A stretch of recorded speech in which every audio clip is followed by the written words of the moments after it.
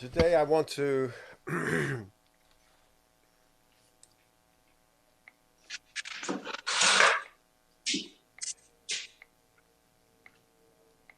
today on Parshas Yisro I want to discuss with you the how would I say this, the trauma that is revelation. The revelation on Mount Sinai. So I want to start with a poem by Chaim Guri, and if you can read that, please just thumbs up me.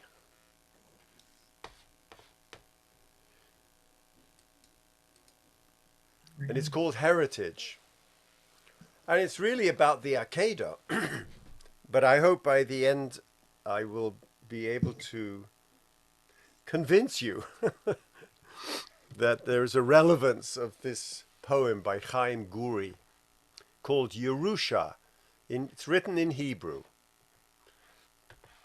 Yerusha, our heritage.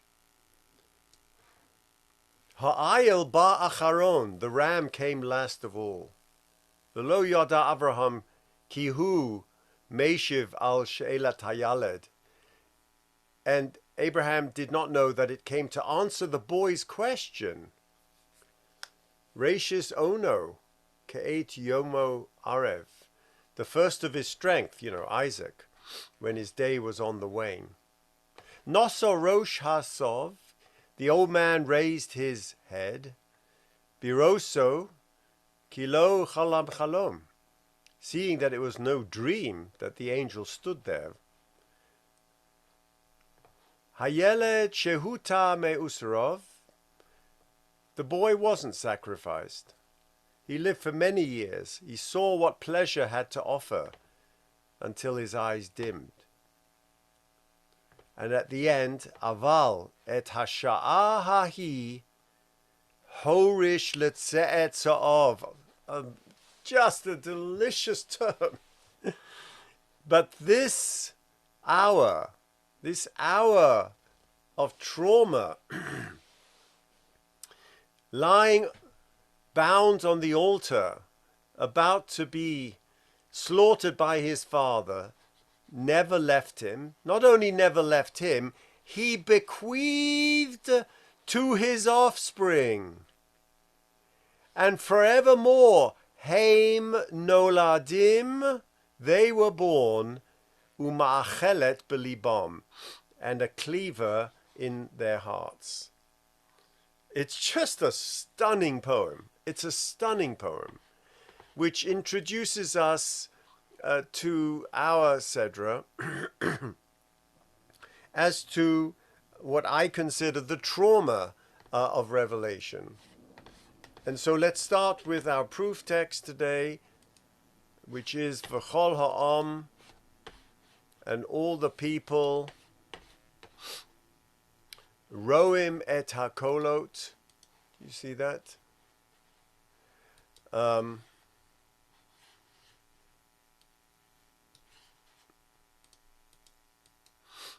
The people saw, witnessed the kolot v'lapidim, the thunder and lightning, the blare of the horn, the mountain smoking. And I want you to focus on these words, Vayar ha'am. And the people saw. The people saw. And what happened when they saw? Vayonu. They saw the smoking volcano. Vayonu. They fell back. Vayamdu me'rachok. The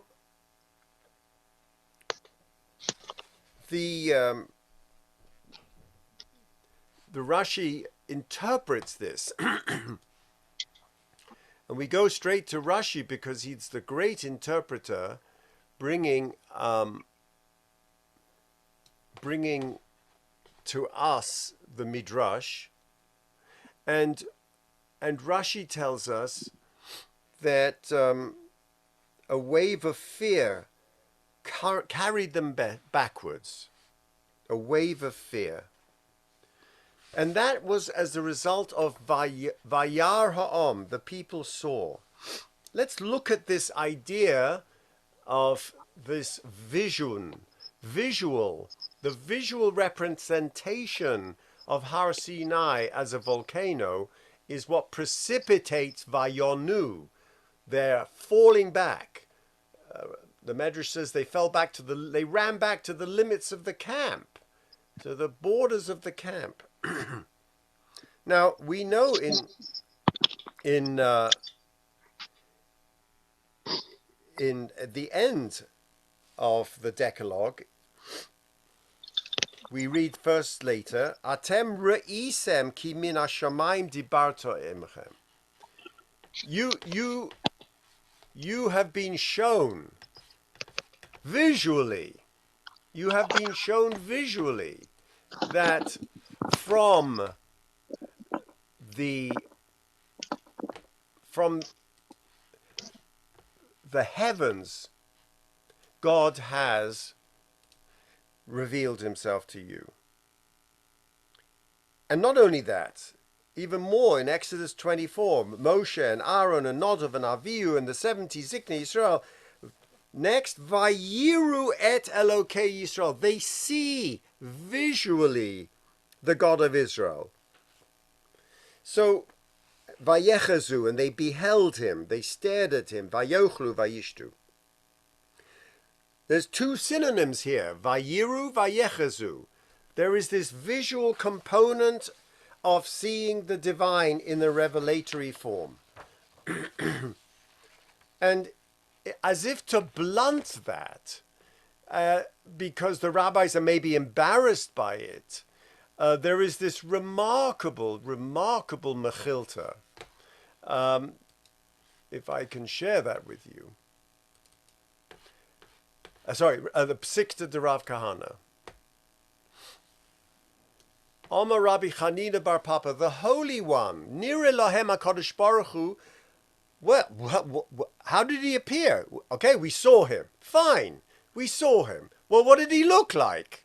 The Torah doesn't tell us what he looked like. All we could see was the fire. No, comes along the Psikta and tells us he appeared to Israel with ponim zeufos, with a stern face. Oh, no, not just that. Ponim beinonis, a kind of face of equanimity. Ponim masbiros, a friendly face. Ponim sochakos, a fun face, a face making jokes. And now, what is the point of this medrash? Omar lahem HaKadosh Baruch Hu. Afal pi she'atem roin kol hadimyonos halalu. Even though you see me in all these dimyonos, a dimyon is an apparition, an appearance, an illusion. Eile anochi Hashem Elokecha. I'm still the same personality. You can see me in this way and that way and that way, you know. It's just me. Anochi Hashem Elokecha. Amar Rabbi Levi. He takes this even more graphically. Rabbi Levi, as is his wont in Medrash, very, very remarkable mind. Nira lohem HaKadosh Baruch Hu be'ikunin. God appeared to them like a statue. Sheyesh lo ponim mikol makom. A statue that, depending on which side you're looking at it, it would look different. So that elef b'nei adam mabitim ba v'ima bata bekulam. So that 1,000 men might be looking at the same statue, and they would all be led to believe that they were looking at each of them. That the statue was looking at each of them. It's an absolutely remarkable psikta, talking about the human apprehension of the divine, and that how The Psikta is telling us it is not uniform. It is dependent on the receiver. It is dependent on who's looking. Just like a statue that reflects back. You know, one thinks of what? The Mona Lisa, right? The brilliance of the Mona Lisa. If you've ever had the privilege of seeing it, it's been off limits during COVID, is that depending on where you are in its position, its eyes seem to follow you. And there's a whole National Geographic that you should read or watch on Leonardo's ability through the use of color to allow that sense of depth perception. And here the same thing, the statue faces on each side. Now, if we go to the Mechilta, let me share that with you, because the Mechilta stretches it even further. And the Mechilta says Azoy. Rashi is basing himself on the Mechilta.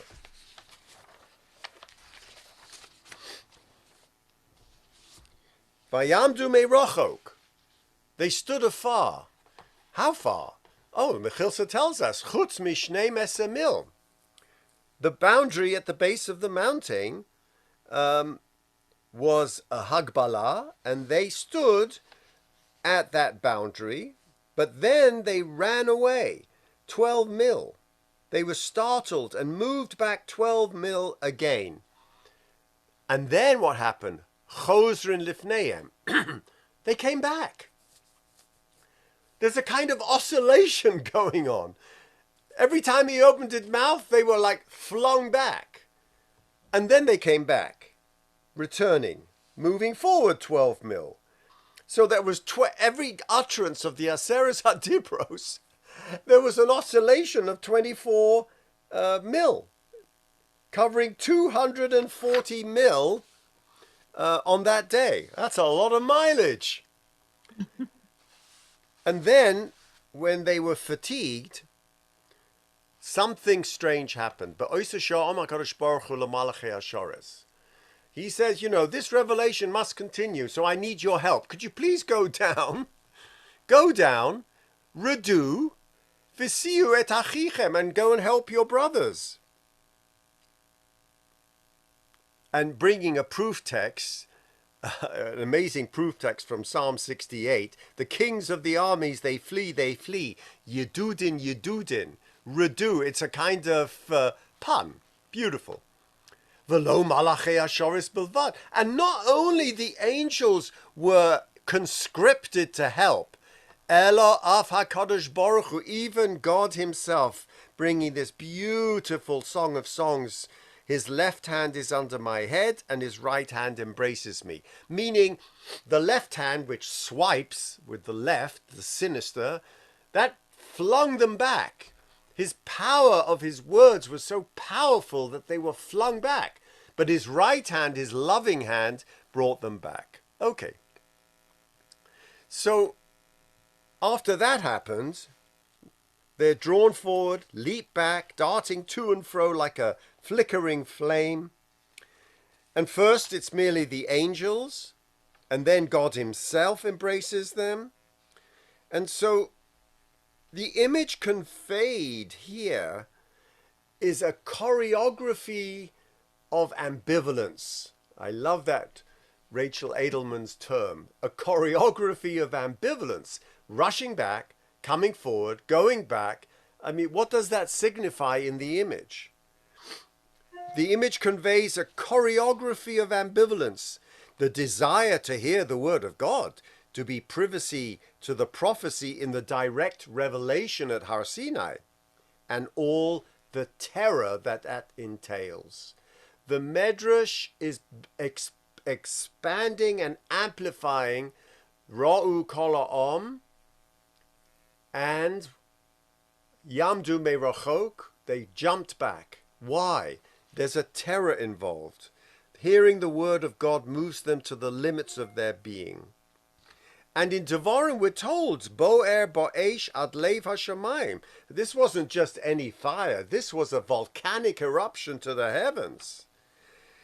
And so we understand that the Israelites were at the heart of that flame. Heart of that flame. And what is of great interest is that reminds us of the burning bush, where Moses himself was encountering God for the first time visually, and he sees the burning bush with the flame inside. Now,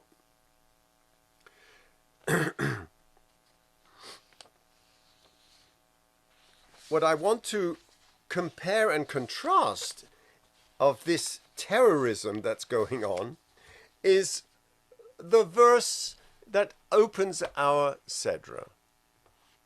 And what opens our Sedra is something much calmer. In fact, it's, how would I say?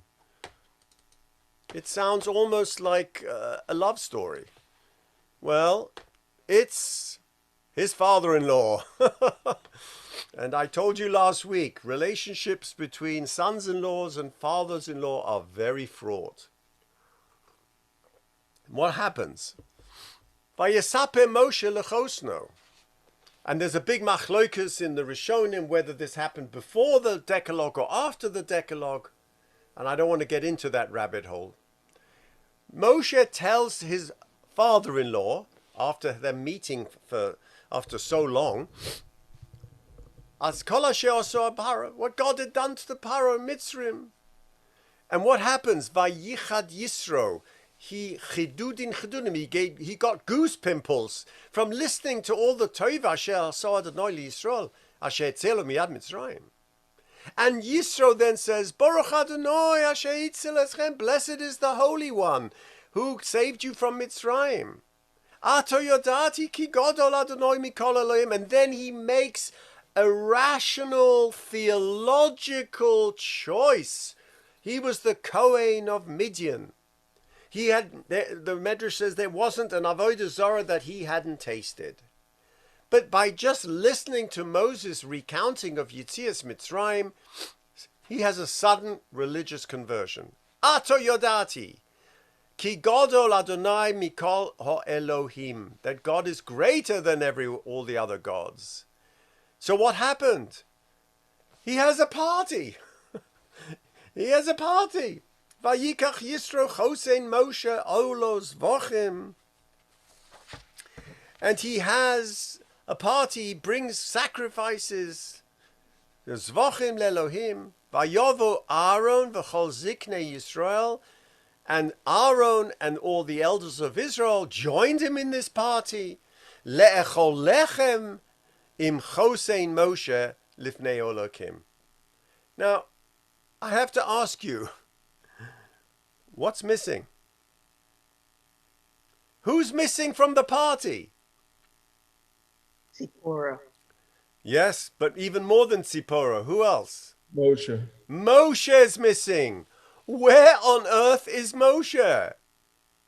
And for that I am indebted to Rabbi Foreman, who in a very, very close reading is able to point out the absence of Moshe. And he tells us that the absence of Moshe is not the first time that Moshe was absent. In fact, the one important person who is missing, Moshe, we're not told by the text why he isn't there. Obviously he wasn't. And in fact, Rashi says, V'heichon Moshe, oh, he was cooking. And the Ibn Ezra actually says, there's no need to mention Moshe, because they were in Moshe's tent. Very nice.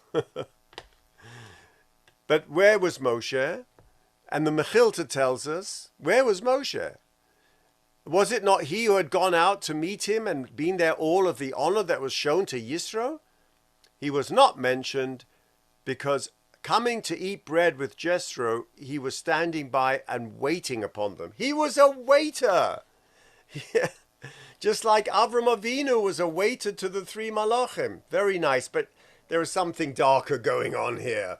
The son-in-law is not present in the text at the father-in-law's party. And this isn't the first time. Rabbi Foreman tells us that that the very next verse, the father-in-law criticizes Moshe. What does he say? What is going on? It's not good what you're doing. You will wear yourself out.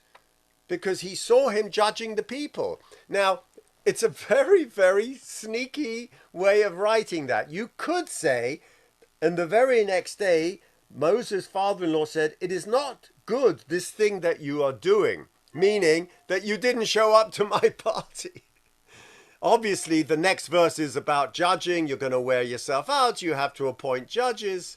But you should know that in Devarim, Moshe Rabbeinu does not mention Yisro as the source of judges and judges, Shoftim v'Shotrim. Why wouldn't he mention Yisro in Devarim? Maybe it's possible that, I mean, the Mefarshim tell us that Yisro told him Nevonim and he omitted God from the equation. Very nice. But there's no mention of the father-in-law, the Shver, in Devarim when he recounts the need for justice and judges. And it could be that it's a critique, the father-in-law's critique. Where were you? You didn't have enough time to join a feast of thanksgiving to the Almighty for his salvation. This job is getting to you. You need to have some friends. But look at the right side in Yisro 1.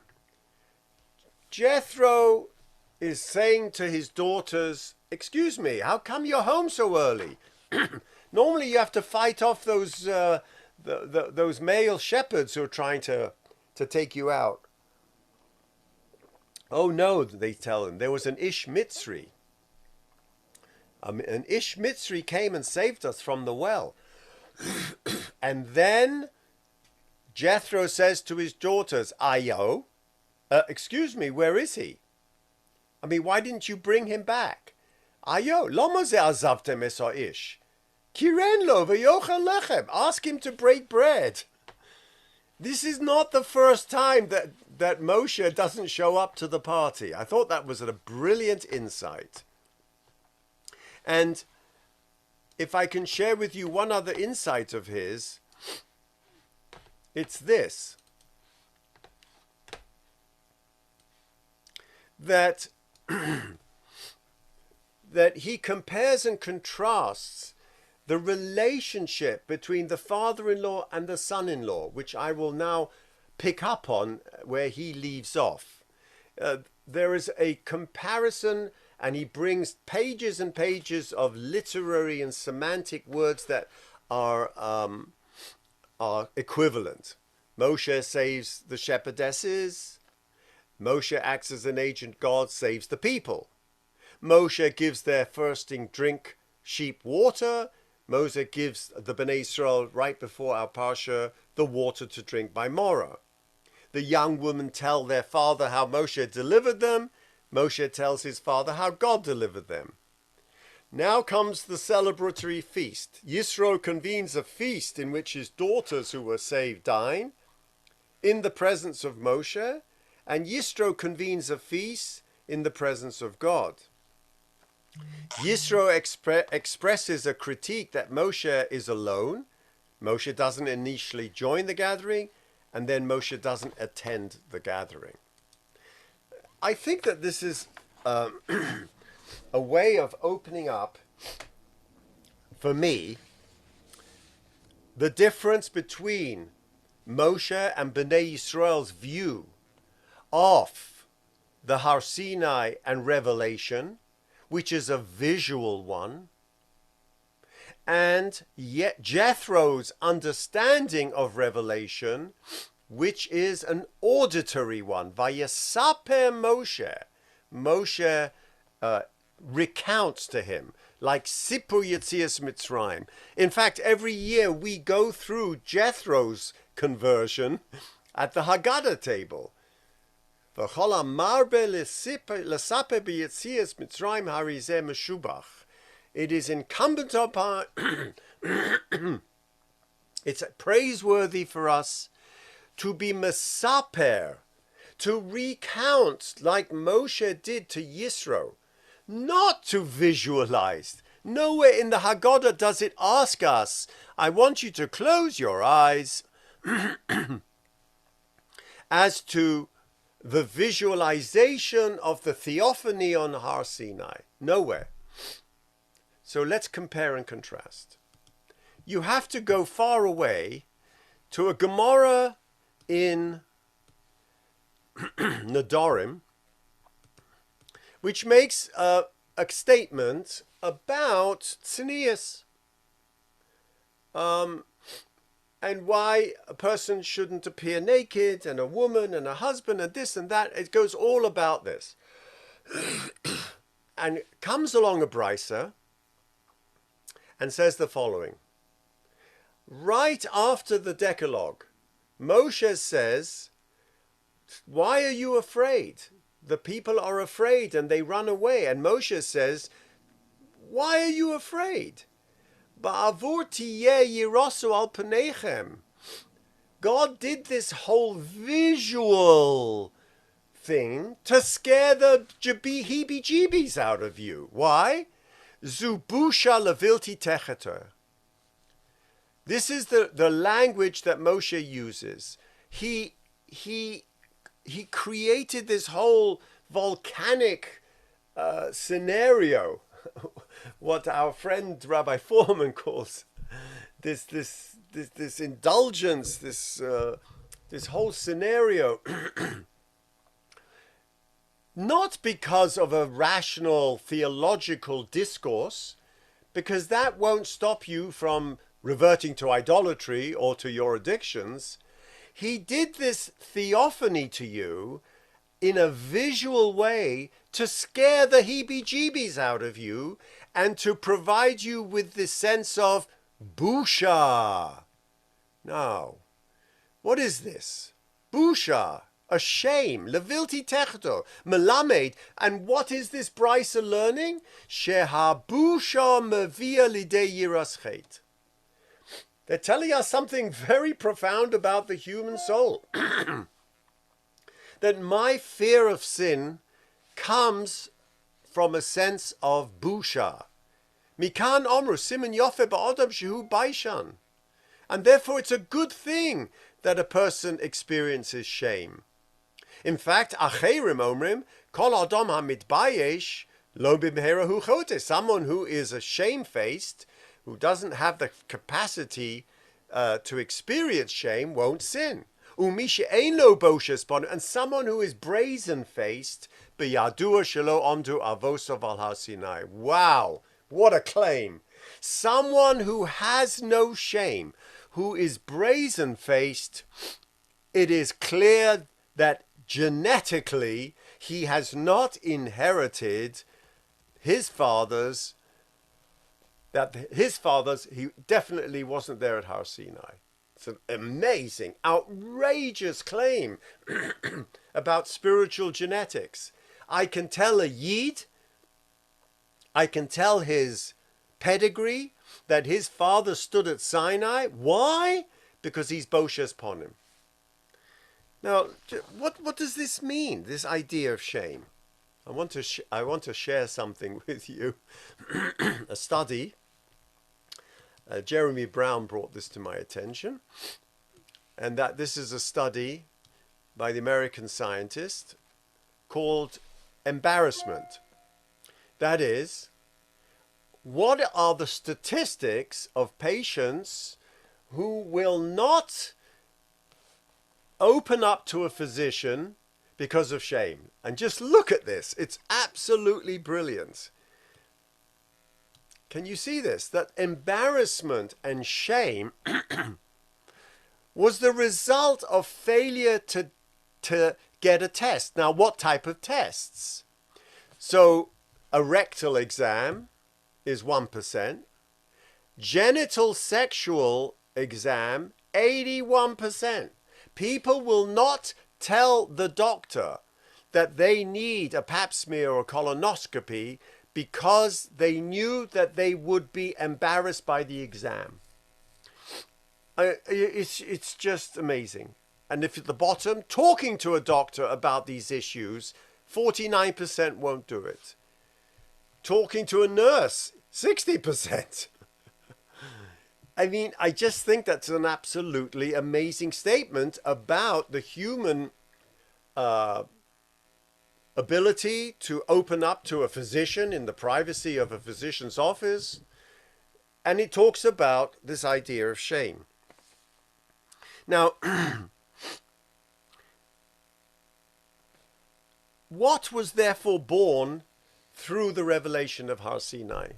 Through the visual revelation that forced us to go back 24 mil and back, and required the angels and God to bring us back to the table. What interests me is what was born there. That the religious peak experience of our religion, Har Sinai, Ma'amad Har Sinai, which is a paroxysmal distortion. We weren't Ma'amad. We were shockling back and forth. No one was standing still. That anything after that is anticlimactic. And so the religious experiences that we seek in various forms and means, in a sense, is trying to recreate that experience, that peak experience. And nevertheless, Sinai was seeing, experiencing, knowing the self. It was a mirroring of the self. Why? Because after Sinai, I am filled with this notion of shame. Moshe tells you, I'm doing this so that you would become shameful, so that you would fear sin. I'm instinctively putting into your genes this notion of shame. The whole people saw the voices and the torches, and they say to Moshe, you speak to us. Don't let God speak to us, because we will die. We will die of what? We will die of shame. And Moshe says, don't fear. God came to test you in order that you will experience shame. So Sinai is a terrifying experience. The Gemara also tells us in Shabbos 88 that the people died again and again every time they heard another ma'amar from God's voice, and they needed the angels to actually revive them. There were moments when the word stood still. The extreme expression of this shameful split comes from the next story in Parshas Ki Sisa, the metaphor of the golden calf, the decay of this desire, and the embarrassment and the loss of shame. Because the people had saw that Moshe was delayed. Ki voshesh Moshe, descending from the mountain. Now the word boshesh Moshe is akin to busha and shame. Adam and Eve were naked, but they were not ashamed. Ki lo yisbosheshu, boshu. He came down and they saw. And what were they doing by the golden calf? It was an orgy. It was a sexual orgy. It was the revelation of that shame. So, busha means shame. Boshesh means to delay. And it's the delay in satisfaction. The fulfillment of desire is the opposite of shame. The delay in satisfaction in fulfillment of desire is the deep experience of shame. There's a difference between desire and desires. Being kept waiting by parents and others, let alone their sighs of frustration at our infant needs, inevitable, instills in us a sense of shame, that we should not be desirous of anything, that we should have satiation. So our good taste shames us. And when feeling detached and uninspired and lacking desire, we may feel shame. Such is the busha, the delay, the separation from the self. So the Chet HaEgel is the parallel to Har Sinai. What happened at the Chet HaEgel? The fire, they make the fire, but the golden calf appears by itself. Someone whose parents were at Sinai is someone who, having known greatness, can recognize it and bow their heads to it and feel humbled and modest, as Israel must have felt at Sinai. But the dark side of that is that Sinai is a trauma. And I think that brings us to the difference between hearing and seeing. Because for Zornberg, the trauma of Sinai is the following. The awareness of the personal seeing is the object of God's first message to Moses at Sinai.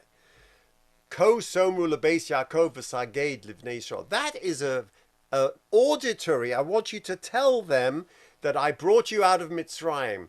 That's all rational and auditory. But then comes the visual and the terror of Sinai. It is undescribed. The people saw the voices. That doesn't make sense. Roim et hakolot. We talked about that last year, and I don't want to go back to that. That synesthetic experience. But that the thunder and lightning, the fire and the smoking darkness, the sensory trauma that precipitates the people into a new consciousness of the world. But what is that? What does it do? What does it do? To be consumed by fire is the desire and dread of those who hear voices.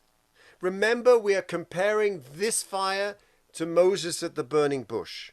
When Moses refuses God's mission at the burning bush, the emblem of a bush that burns, that is not consumed, God speaks with him for 7 days. To hear God and to speak with his voice is to burn with an inner fire. To have the voice of God speak from one's own throat is to know oneself invaded and consumed. And I think that the equivalent terror is experienced by the whole people at Har Sinai on hearing God's voice. They too have become prophets, means that the fire has invaded their inner being. And maybe that, I would like to suggest, is the difference between hearing and seeing. And so the Sfas Emes tells us in this beautiful insight, what is the difference between Moshe and Yisro? We have to understand what is the need for this miracle. Why do I care if they just heard the sounds without a miracle? We may answer because seeing and hearing are two distinct experiences, one unlike the other. Each one has an advantage and a disadvantage. For the seer, the choser, the visual, the mystical, the Kabbalistic, tochazi, come and see, looks at a thing in its completeness exactly as it is. But for the hearer, the sound changes as it enters his ears. And it isn't exactly the same sound that was originally made. In fact, everyone hears something differently based on their experience of the voice. That's the advantage of seeing. But with hearing, there is an advantage. The sound enters inside through the ear, whereas the sight remains outside. I love that expression. It's a lovely medieval view of vision and seeing. With this in mind, the verse teaches us that the children of Israel had both advantage. Roim et hakolos. They received the words in the manner of seeing sounds, such that even though they truly entered him, nevertheless they saw the sounds without any distortion. For the Sfas Emes, it's all about distortion. And in response to the Sfas Emes, we bring the Psikta. The Psikta had told us that in fact you mustn't look at it that way. that everyone was looking at that fire, and the fire was burning in of them. It was like looking at a statue of the king. Everyone saw a different image depending on their visual acuity. I'd like to end off by saying that this is the difference between Moshe and Yisro, and why Moshe couldn't attend the party. Moshe couldn't attend the party because Jethro had become a Baal Tshuva. He had become a ger. He had read all the websites about Judaism and said, wow, this sounds like the right way for me. And it was a rational choice. He had been to every Avodah Zarah in the world. He was the high priest of Midian. And now Vayesaper Moshe, he listens to the Haggadah and says, Oy vavoy, the Ribono Shel Olam is best of all the bests. He is the best. Moshe Rabbeinu didn't want to tell him because he's his father-in-law. My father-in-law used to tell me, I used to come to him with all the chidushim. And first of all, he would say, Stam drush. It's just a drush, don't bring me your myth. And then he would say, it's all been said before, which will be the title of my book, by the way. It's all been said before. But Moshe Rabbeinu is saying about his father-in-law, you don't get it. And he's respectful. He just doesn't show up to the party. Because to be a Yid, genetically, standing with your foot at Har Sinai, again, I don't want to get into this issue whether Vayesaper, when he showed up, Yisro was before Sinai or after Sinai. The point is that there was an existential difference in their vision of Judaism. Jethro's Judaism was rational. It was based on the auditory. It was based on rational discourse. He was a true Maimonidean. But Moshe had seen the dark side of the divine, the terror of the burning bush. And Am Yisrael was going to be exposed to the terror of being inflamed with that fire within. And that always is fraught. Interactions with the divine are fraught. In fact, what is imbued in us? A shame. And I would add, a toxic shame. A toxic shame. Because the next parsha, what do? We take our clothes off. We rebel against that shame. And out comes the Egel HaZahav, the golden calf, out of that fire. The fire of toxic shame. And in many ways, we come back then to my original poem from Chaim Guri. Now let's revisit that. That toxic shame didn't just start there, according to Chaim Guri. It came from an original Freudian trauma. The trauma of us being on that altar. That Abraham was sacrificing his son on the altar of God's expectations. God wanted that boy. Why? Why? What are we learning from this?